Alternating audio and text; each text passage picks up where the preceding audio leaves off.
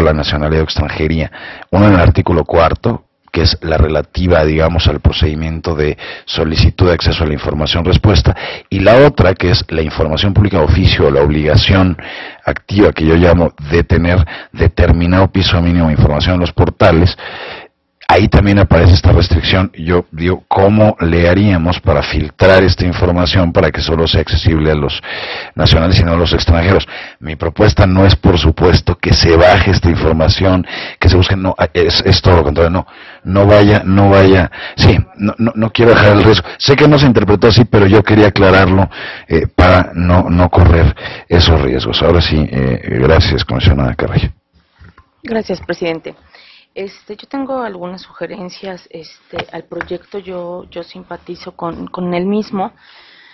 En relación a que hay certeza, precisamente este recurso que hoy también la comisionada Mirna presenta, el 1363, hace referencia incluso al acuerdo 69 que emitió el propio Consejo General del Instituto Electoral, y donde se hace referencia, y ahí insisto, hay certeza respecto a los documentos que entregó el candidato y que obran en el expediente. Entonces, tendríamos que incorporar en también la versión pública de los antecedentes no penales. Incluso la comisionada, bueno, aquí nos comparte parte de este acuerdo, que sería importante comentar, que bueno, finalmente también hay artículos, la propia Constitución en el artículo 68 hace mención a qué documentos qué requisitos de elegibilidad debe reunir el ciudadano que aspira a ser gobernador, así como el artículo 16 del Código. Entonces, respecto a estos dos artículos también, pues se hace referencia incluso aquí en el acuerdo 69 que emitió, insisto, el Instituto Electoral, pues hay copia certificada del acta de nacimiento. Entonces no podríamos poner que dice aquí el resolutivo segundo, información pública en la que puede remitirse al solicitante un acta de nacimiento con el número de partido. O sea, si ya forma parte del expediente, o sea, ¿por qué remitirlo? Yo creo que se podría dar sin problema en su versión pública, así como un anexo que muestra donde hay una copia certificada del certificado de antecedentes no penales. También tiene algunas otras copias certificadas, incluso de varias credenciales de lector, no solo de una, sino de varias, y varios contratos de comodato celebrados con un particular en su carácter de comodante. Entonces yo creo que esa información también sería susceptible de ser clasificada como confidencial para que se pudiera considerar en este bloque que hacía referencia el ponente a información susceptible de ser testada. Y hay una aseveración en la que yo hasta este momento pues no puedo compartir, porque se hace referencia de manera enfática que el propio consejo, el propio comité celebró su acta de comité. Como no fue acompañada, no me consta, no sé si me pudiera decir el ponente si él tuvo a la vista información diferente a lo que él nos comparte en su proyecto, donde nos dice que efectivamente la realizó. No la acompañó, esa es otra cuestión, pero aquí se asevera que sí la hizo. Aquí en la página, antes de los resolutivos, dice el acta de comité de la clasificación, dice: no basta para este órgano garante la mera remisión al citado índice, que sin duda fue aprobado por el comité. O sea, si nos referimos al índice, bueno, el índice fue aprobado, pero no queda claro porque se desestimó la clasificación, ¿es correcto? ¿Nos referíamos aquí al índice o al acta de comité, no? Esas serían. Y bueno, respecto al artículo 4, no me queda más que compartir con la comisionada Mirna este asunto de que la carga era para el sujeto obligado de decirle al particular este asunto del artículo 4 de la ley, pero pues yo haría allí una opinión particular, pero yo comparto el sentido en que está presentado el proyecto. Gracias, comisionada Carrillo. Sí, a ver, brevemente, el tema del acta del Comité de Información se señala porque Por supuesto, se establece un índice de información clasificada como confidencial mediante acuerdo del Comité de Información que conlleva un acta misma que no se remite para el caso y que no tenemos, simplemente se describe y toda vez que no se remite el acta del Comité de Información se desestima dicha clasificación. Por lo que hace al acta de nacimiento, de que se entregue o no se entregue, y por qué se dan las dos alternativas, es que porque en infinidad de ocasiones hemos señalado en diversos recursos que cuando hay un procedimiento exprofeso y ad hoc para acceder a determinada información, pues debemos de remitirlo a tal.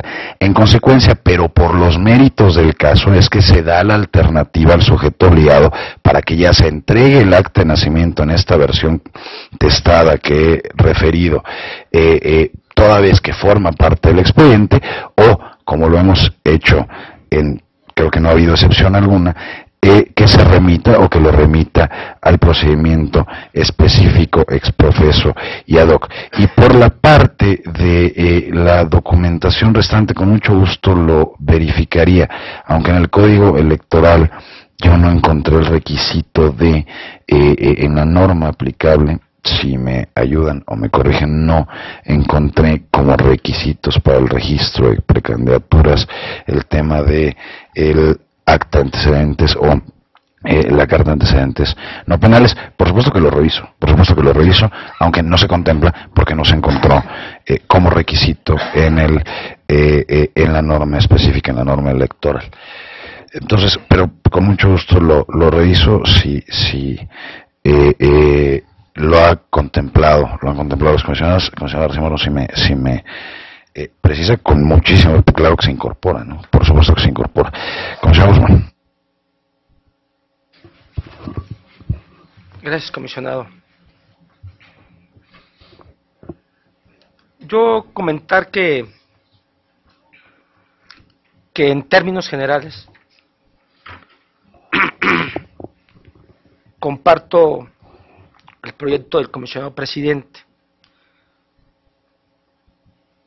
Y la primera reflexión que haría es que con el proyecto de retorno, porque es un proyecto de retorno, desde mi perspectiva se elimina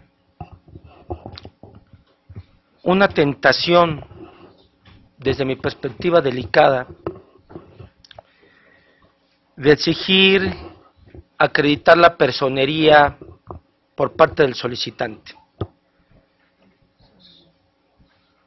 Entiendo por las reflexiones que aquí se han venido haciendo, inclusive veo en el ponente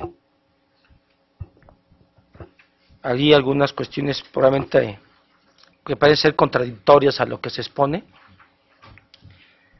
por lo menos de manera verbal y en algunos de sus párrafos.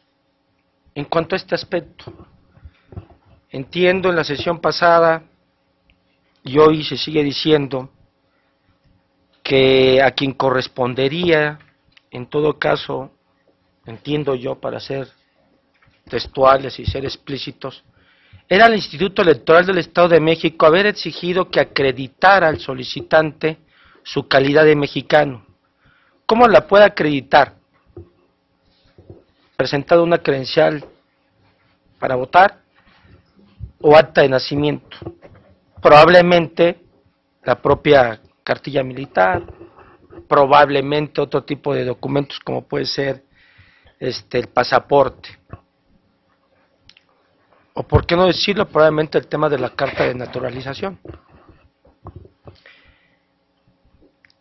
Sin embargo, por lo que escucho, sigue quedando latente en los comisionados esta posibilidad.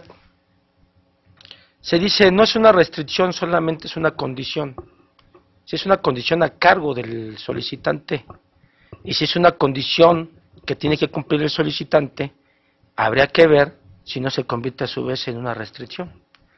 Ya hemos señalado infinidad de veces aquí que la declaración de Guadalajara y en la exposición de motivos del dictamen de la Junta de Coordinación Política, que una de las finalidades del artículo 6 constitucional, entre otras, fuera de eliminar condicionantes, así lo dice, artificiosos, en la que algunas entidades federativas exigían o requerían por parte del solicitante de decir el motivo o razones para la que quiere la información, y el de acreditar, ni siquiera digamos si era información de asuntos políticos, el de acreditar simple y sencillamente a través de credencial o cualquier otra identificación su personalidad. En esta declaración como antecedente a la reforma del sexto se eliminaron y se dijo textualmente que era eliminar condicionantes artificiosas que limitaron o restringían el derecho de acceso a la información. Al final sigue latente la posibilidad, y se está señalando aquí, de que el órgano electoral pueda exigir al solicitante la acreditación de su personería o de su personalidad como mexicano. A mí me parece que este es un tema que debiésemos resolver y determinar de una vez por todas, y más allá de la argumentación de nuestra facultad de interpretación administrativa, que yo sigo cuestionando, que se tiene el legislador, tiene los órganos autónomos la facultad de interpretación administrativa. Quiero decirles que cuando eso se puso a nivel, hasta donde yo recuerdo, del caso del IFAI, era porque el IFAI era sigue siendo un órgano descentralizado y en el fondo era un órgano administrativo, no es un órgano constitucional autónomo. Esa misma réplica se hace con el caso del Infoen y algunos otros órganos constitucionales autónomos. Pero suponiendo sin conceder que existiera esta famoso fraseo de interpretación administrativa, pues ¿hasta dónde nos lleva la interpretación administrativa? Aquí se dice que el único que puede interpretar es el Poder Judicial, que a lo mejor nosotros estamos limitados. Yo preguntaría hasta dónde la interpretación administrativa, la interpretación jurisdiccional se entiende, y la interpretación jurisdiccional pues tiene efectos y lo señala el propio proyecto del comisionado presidente. No es una interpretación jurisdiccional, no, porque al final de cuentas no hay una determinación sobre la norma en cuanto a si se tiene efectos generales o no, como puede ser el caso de una acción de inconstitucionalidad.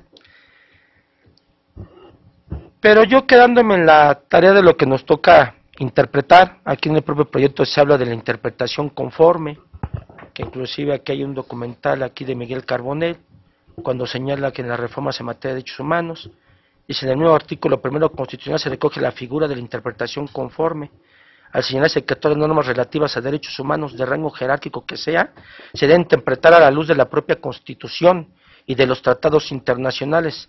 Esto implica la creación de una especie de bloque constitucional, integrado no solamente por la Carta Magna, sino también por los tratados internacionales, a la luz de la cual se debe interpretar el conjunto del ordenamiento jurídico mexicano, que era lo que decía yo la semana pasada.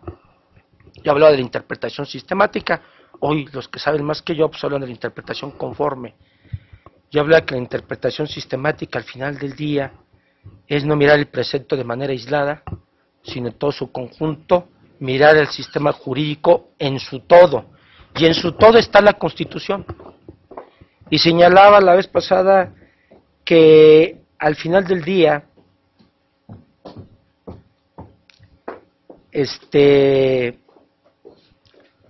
si se toma en cuenta la interpretación, entre comillas, administrativa que tenemos que hacer nosotros, ¿sí?, es tomar precisamente ese todo jurídico. Y ese todo jurídico lo que nos conlleva es precisamente a que lo que hay que ver es si lo que nosotros estamos resolviendo, sí, si efectivamente es a la luz de nuestra ley, pero particularmente a la luz del artículo 6 constitucional, que es donde se consagra el tema del derecho de acceso a la información. Y señalaba la vez pasada que efectivamente, en el propio artículo primero, dice, en los Estados Unidos mexicanos todas las personas gozarán de los derechos humanos reconocidos en esta Constitución y en los tratados internacionales de los que el Estado mexicano sea parte, así como de las garantías para su protección, cuyo ejercicio no podrá restringirse ni suspenderse, salvo en los casos y bajo las condiciones que esta Constitución establece. Y ya no los voy a aburrir en ese tema, simple y sencillamente, pues las restricciones y los casos o las condiciones en que pueda restringir